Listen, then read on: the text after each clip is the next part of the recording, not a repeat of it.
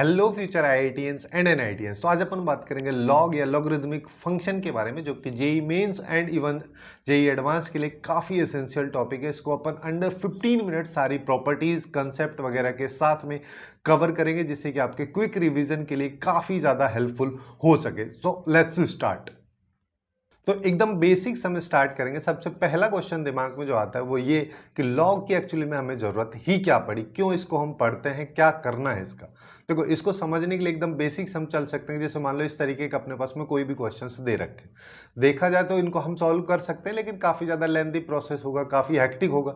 अभी तो ये क्वेश्चन भी मैंने सिंपल लिखे, इसको और कॉम्प्लिकेटेड भी बनाया जा सकता है, तो फिर उसको सॉल्व करना और भी ज़्यादा लेंथी हो जाएगा।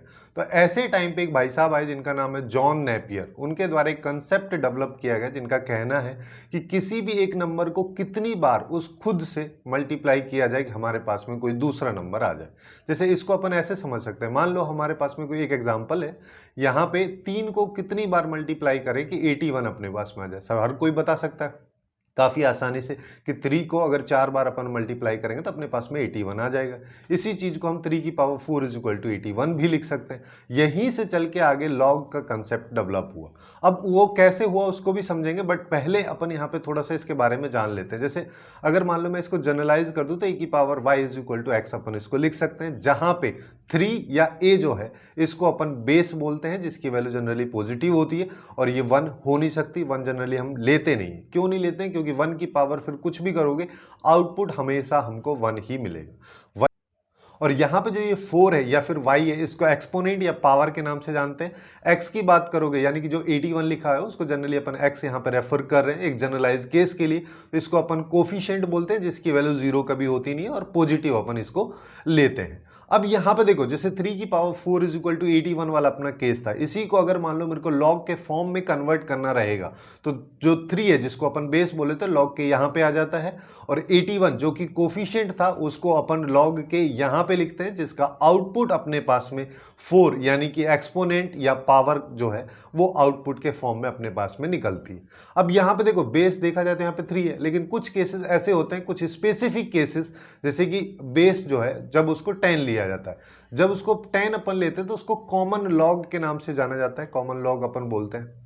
या फिर अगर कहीं बुक्स वगैरह में देखोगे, जेई वगैरह किसी क्वेश्चन में देखोगे कि लॉग लिखा हुआ है लेकिन उसके नीचे कोई भी बेस अगर नहीं लिखा हुआ है, तो जनरली वहां पे 10 उसको कंसीडर किया जाता है। वहीं पे एक बार और ऐसा सिचुएशन होता है जब बेस को अपन ई लेते हैं। ई यहाँ पे मतलब यूलर्स नंबर से है, जिसकी वैल्यू 2.718 होती है, और उस टाइम पे लॉग को अपन नेचुरल लॉग बोलते हैं, या फिर एलएन के फॉर्मेट में भी उस लॉग को रेफर करते हैं। अब यहाँ पे जैसे जनरलाइज फॉर्मेट अगर मान लो ए की power y is equal to x का मेरे को लिखना हो, तो अपन यहाँ पे बोल सकते हैं log x with base a equals to y अपने पास में होता है। अब यहाँ पे अगर मान लो मेरे को x की वैल्यू मैं 1 लेके आना चाहता हूँ तो y की वैल्यू मेरे को 0 रखनी पड़ेगी, या फिर x की वैल्यू मैं a लेके आना चाहता हूँ तो y की वैल्यू मेरे को 1 रखनी पड़ेगी।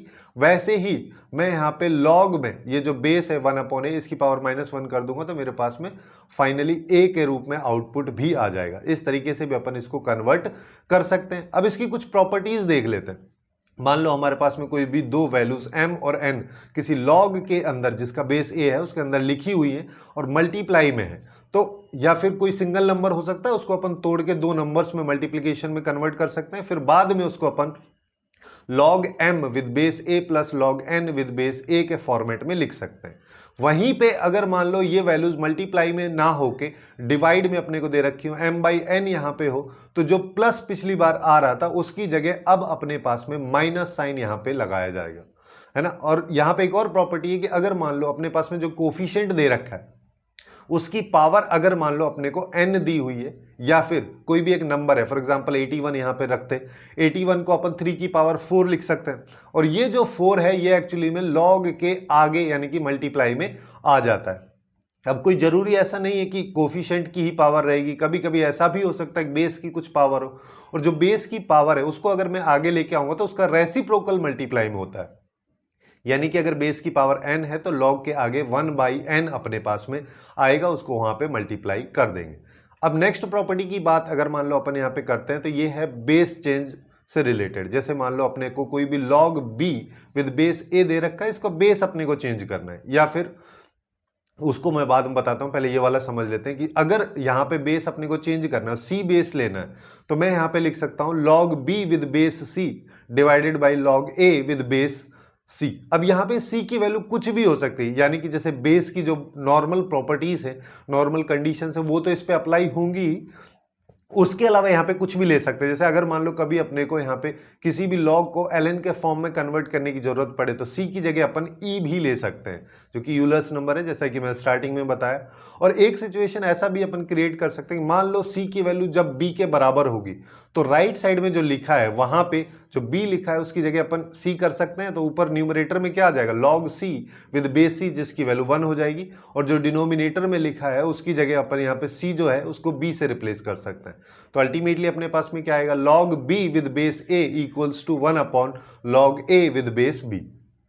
अब देखो एक और प्रॉपर्टी है कि अगर मान लो अपने पास में कोई भी एक नंबर दे रखा है और उसकी पावर में कोई लॉग दिया है, और यहाँ पे जो लॉग है उसका बेस और वो जो नंबर है, अगर वो दोनों नंबर या दोनों वैल्यूज सेम हो, तो जो कोफिशिएंट लॉग के अंदर लिखा हुआ होगा वो एक्चुअली में इसका आउटपुट होता है।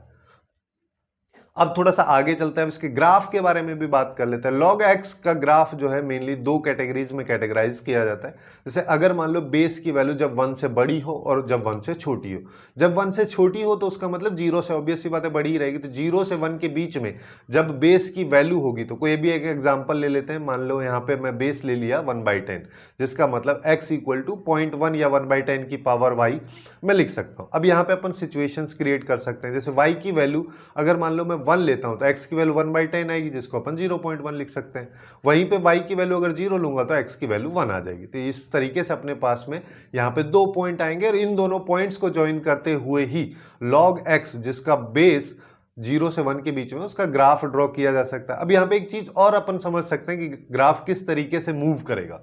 उसको समझने के लिए जैसे जैसे y की वैल्यू जो है उसको मैं 1 से बड़ी है और उसको मैं बढ़ाते हुए चलता हूँ, यानी कि 2 कर देता हूँ। 2 करूंगा तो 0.1 का स्क्वायर जो क्या हो जाएगा 0.01, 0.1 का क्यूब करोगे तो 0.01, 0.001, और पावर 4 करोगे तो मतलब जितना करते जाओगे उतनी जीरो पॉइंट के बाद में अपने पास में लगती जाएंगी, जिसका मतलब वैल्यू उतनी ही छोटी होती हुई चली जाएगी। वहीं पे जब y की वैल्यू 0 के करीब रखोगे तो आउटपुट जो है या x की वैल्यू जो है इन्फिनिटी की तरफ अपने पास में जाएगी, जिसका मतलब इसका ग्राफ जो है कुछ इस तरीके से अपने पास में मूव करेगा। अब यहां पे देखो, अच्छा ये वाला सिचुएशन भी अपन देख सकते, 0 की तरफ रखेंगे तब तो होगी ही इन्फिनिटी की तरफ, लेकिन जब y की वैल्यू नेगेटिव रखोगे तब भी x की वैल्यू काफी भयंकर तरीके से बढ़ेगी, इन्फिनिटी की तरफ जाएगी। अब दूसरा वाला केस अगर मान लो अपन यहाँ पे देखें, यानी कि जब बेस a से बड़ा है, सॉरी बेस a जो है वो 1 से बड़ा है। जब 1 से बड़ा है तो कोई भी एक एग्जांपल ले लो, माने यहाँ पे बोल देते हैं अपन बेस जो है 10 है। अब 10 है तो इसका मतलब क्या बोल सकते हैं, x इक्वल टू 10 की पावर y। अब 10 की पावर y में भी फिर से केसेस बना लेते हैं। जब y की वैल्यू 1 होगी तो x की वैल्यू 10 आएगी। दूसरा केस क्या बनोगे, जब y की वैल्यू 0 होगी तो x की वैल्यू 1 आएगी। यानी कि इस तरीके से अपने पास में दो पॉइंट आएंगे। अब इन दोनों पॉइंट्स को ज्वाइन करते हुए इसका ग्राफ बनेगा। अब ग्राफ किस तरीके से मूव कर रहा है ये देख लेते हैं।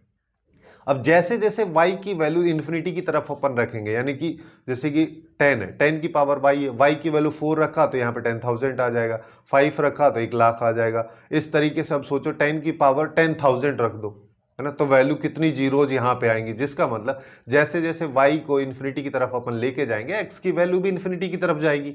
वहीं पे जैसे जैसे y को हम 0 की तरफ, नेगेटिव की तरफ लेके जाएंगे, x की वैल्यू जो है वो 0 की तरफ अपने पास में जाएगी। और कुछ इस तरीके से इसका ग्राफ जो है मूव करेगा। अब यहाँ पे एक और कंडीशन, एक सिचुएशंस होती है log x या log वाली सिचुएशंस में अपने पास कुछ इनइक्वलिटी टाइप के क्वेश्चंस भी जेईई मेंस और एडवांस में देखे जाते हैं। जैसे वहां पे x के रिलेशंस में कुछ इनइक्वलिटी दे देगा और फिर log के रेस्पेक्ट में अपने को यूज करना रहेगा किसी क्वेश्चन के बीच में कहीं ना कहीं सॉल्यूशन वगैरह में। तो उस सिचुएशन में अपन क्या कर सकते हैं, जैसे मान लो एक पहला वाला कंडीशन ले लेते हैं, जब बेस 1 से बड़ा है। जब बेस 1 से बड़ा है और अपने को बोला जाए कि x की दो वैल्यूज है, x1 और x2, और अगर बोलता है कि x1 लेस देन x2 है, x1 से बड़ा x2 अगर अपने पास में है, तो यहां पे अपन इसको log में कन्वर्ट करके डायरेक्टली लिख सकते हैं log ऑफ x1 बड़ा होगा, छोटा होगा log ऑफ x2 से। अब देखो होता क्या है, इसका यूज कैसे करना है। अगर मान लो क्वेश्चन में कहीं तुमको इस तरीके का इनइक्वलिटी दे रखा हो log of x1 less than log of x2 और बेस अपने को दे रखा हो, तो बेस देख के सीधा हम बता सकते हैं यहाँ पे कि बेस 1 से बड़ा है या 1 से छोटा है। अगर 1 से बड़ा होगा तो सीधा x1 लेस देन x2 कर देंगे। वहीं पे अगर मान लो दूसरा सिचुएशन अपने पास में हो, यानी कि जब बेस 0 से 1 हो, 0 से 1 हो में के बीच में अगर होगा तो x1 लेस देन x2 अगर मान लो मेरे पास में लिखा है, तो यहाँ पे अपन देख सकते हैं कि log of x1 की वैल्यू log of x2 से बड़ी होगी। यानी कि इस केस में जब बेस 0 से 1 के बीच में है तो इनइक्वलिटी का साइन अपने पास में बदल जाता है। तो कुछ इस तरीके से ही लॉग के कुछ basic formations, basic format, basic properties, basic concept को अपन ने आज कवर किया। सो आज के लिए बस इतना ही। Hopefully you guys find it useful, and if you find it useful then please do like, share and subscribe.